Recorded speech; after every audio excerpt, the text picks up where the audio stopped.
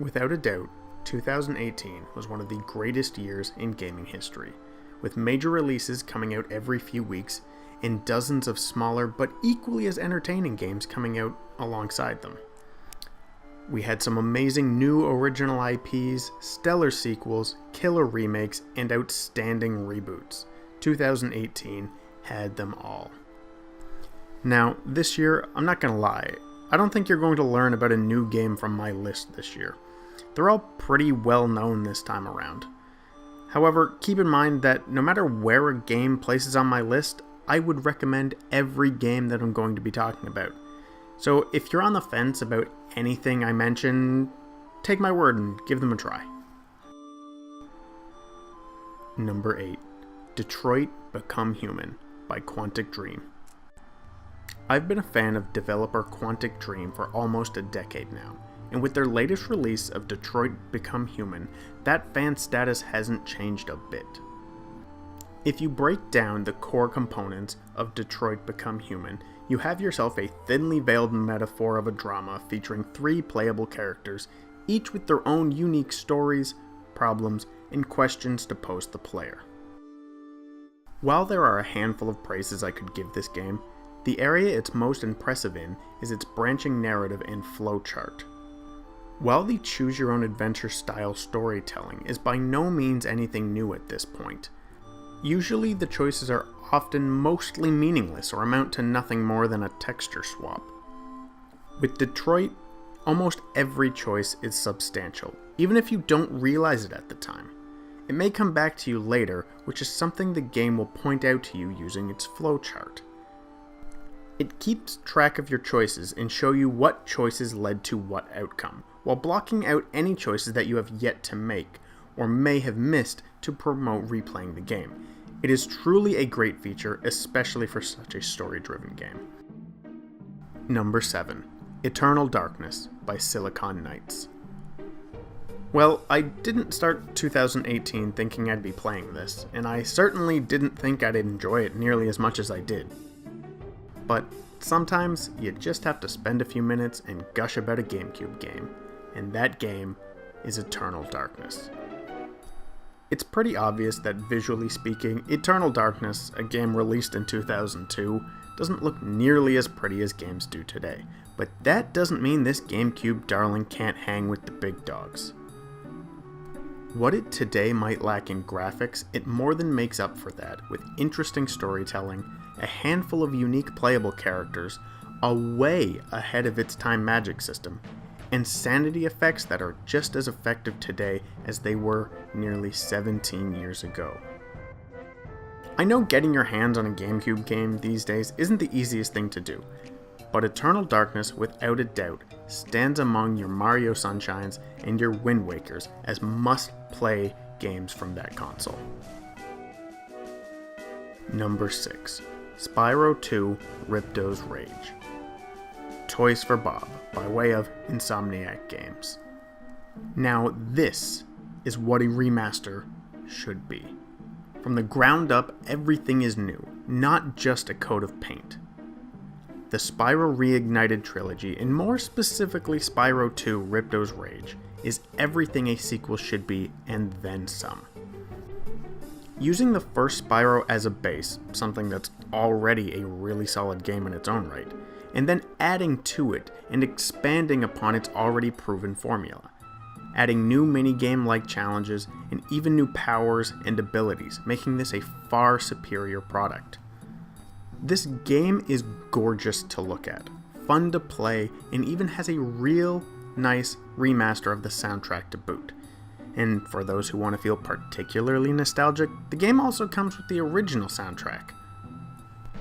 Not to take anything away from this game, but the only way it can be played is part of the Spyro Reignited trilogy, meaning that on top of this game, you would also have access to the remaster of the original Spyro and the third game in the series, Spyro Year of the Dragon, all for less than the price of most games. It's an absolutely fantastic deal for a fantastic series, and I truly believe everyone should get their hands on this trilogy. Number 5.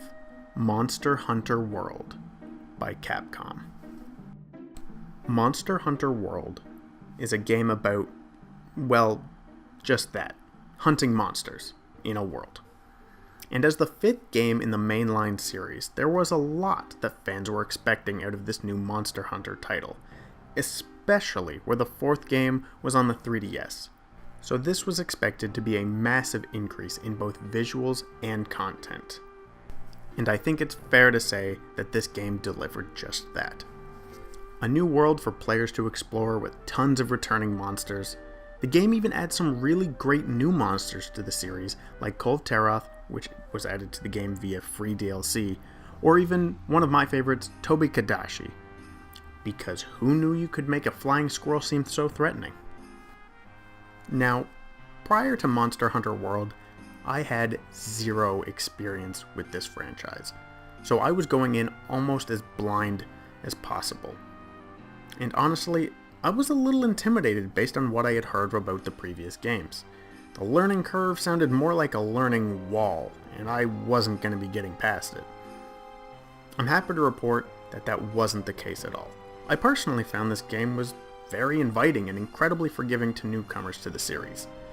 So if you are like me and were worried about getting into this series, trust me, this game will welcome you. Number 4. Mad Max by Avalanche Studios.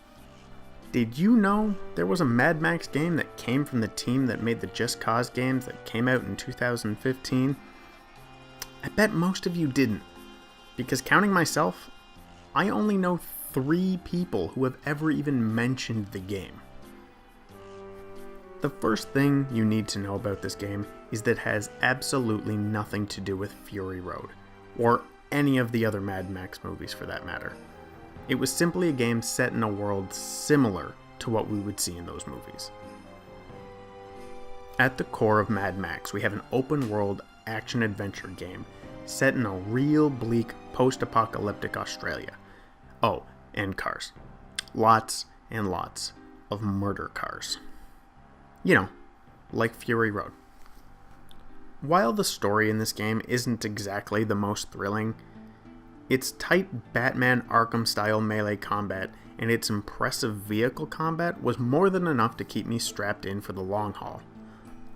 I like that despite the fact this game does have firearms, they're rare and ammunition even rarer, meaning you better get good at throwing your dukes.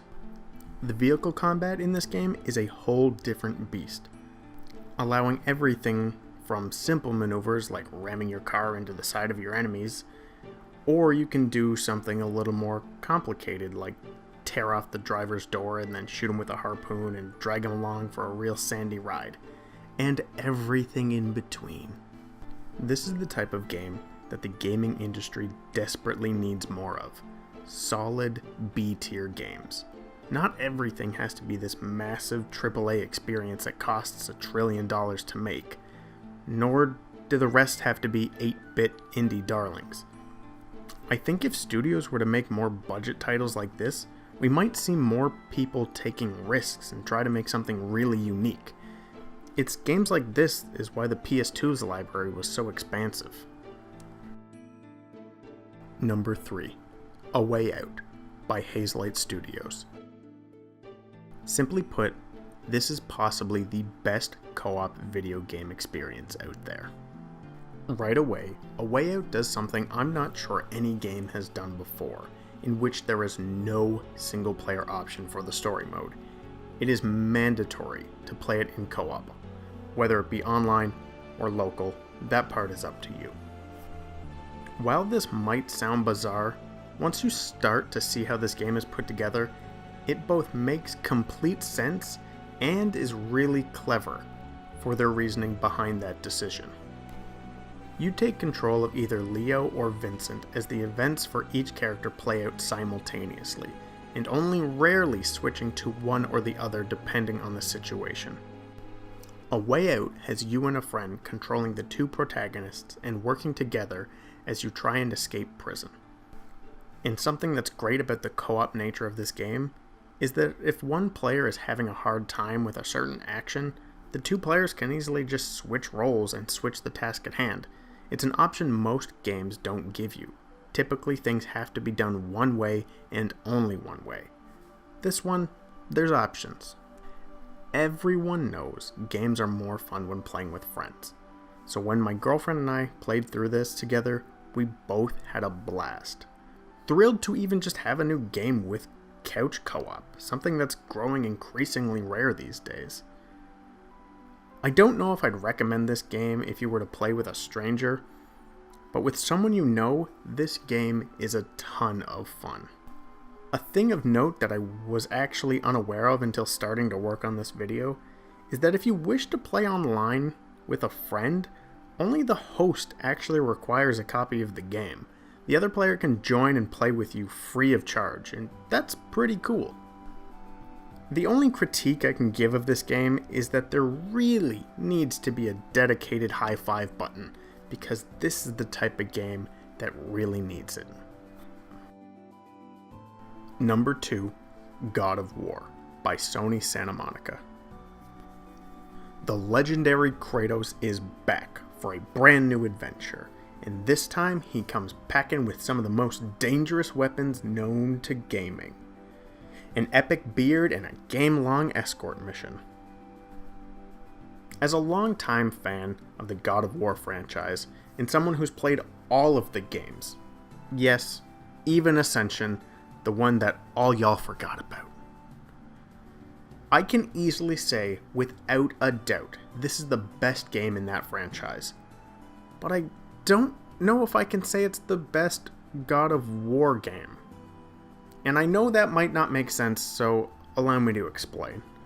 If you've played this most recent God of War title, along with any of the older games from the franchise, you might know what I mean when I say they're different. The old games in the series were about yelling and ripping people in half, while we play as one of the most blandest protagonists of all time. But now, sure, we've still got the yelling and more gore to scare your grandma away, but this 2018 God of War is much more about storytelling and characters. Sure, there's a lot of connective tissue, to the point I'm not going to argue calling this game God of War, but I think they made the right call making this new entry a soft reboot of the franchise. Gone are the days of Kratos taking out Greek god after Greek god, as he's now living in a secluded area in Midgard, bringing him a whole new slew of friends and enemies. Now, I love me some Greek myth, so I wasn't sure how I'd feel about this, but this brought a fantastic change to the game that I didn't even know it needed. There are two places I feel this game really shines, not just above the other games in this franchise, but against every other game in its competition. First and foremost are the characters. Each of the new characters you immediately care for and are each great in their own right. Yes, even Atreus. I love that kid. But the other thing is just the feeling of playing it. Game feel is something you can't explain, so I'm not even going to bother trying. It's just something you have to experience for yourself to understand it. But the feeling you get when you throw Kratos' axe and you recall it, it feels so good. And finally, number 1. Spider-Man by Insomniac Games. Spider-Man PS4 has set the bar for what every superhero game needs to be going forward. You could ignore nearly everything about this game, and your experience be nothing more than Peter Parker swinging through the streets of a fictionalized Manhattan. That alone makes this game outstanding. Look, I love Batman, but the feeling I get from Spider-Man, the Arkham games have nothing on this. I can't count the amount of hours I would be swinging around the city solving small-time crimes instead of doing what I was supposed to be doing. What I'm saying is I would make a really bad Spider-Man. Green Goblin could be going around blowing up downtown, and you'd probably find me trying to stop someone that robbed the hot dog cart for $8.75.